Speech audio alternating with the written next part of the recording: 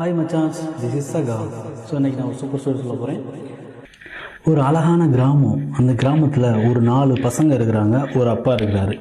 அந்த அப்பாவுக்கு அந்த பசங்க ஒற்றுமையாக இருக்கும் ரொம்ப ஆசை. ஆனால் அந்த பசங்க என்ன பண்ணுறானுங்க, எப்போ பார்த்தாலும் ஒருத்தர் சண்டை போட்டுகிட்டே இருக்காங்க. இவர் எவ்வளோ அட்வைஸ் பண்ணி பார்க்குறாரு, மனுஷன் சொன்னால் திருந்த மாதிரி இல்லை. ஸோ ஒரு முடிவு எடுக்கிறாரு.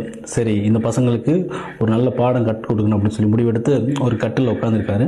இந்த பசங்களை கூப்பிடாரு. அந்த பசங்க எல்லாருமே சுற்றி நிற்கிறாங்க. ஒரு மூங்கி கட்டை எடுத்து கையில் கொடுக்குறாரு. கொடுத்து மூத்தவன்ட்ட கொடுத்து உடப்பா அப்படின்னு சொல்லி சொல்கிறார். அந்த பையன் உடைச்சு பார்க்குறான், உடைக்க முடியல. சரின்ட்டு 2வது பையன்ட்ட கொடுக்குறாங்க. 2வது பையனாலும் உடைக்க முடியல. 3வது பையன்ட்ட கூட 3வது பையனாலும் உடைக்க முடியல. 4வது பையன் எவ்வளோ முயற்சி பண்ணி பார்க்குறான், அவனாலையும் முடியலை. அந்த கட்டை உடைச்சு ஒன்றா கொடுக்குறாரு எல்லாத்துக்குமே.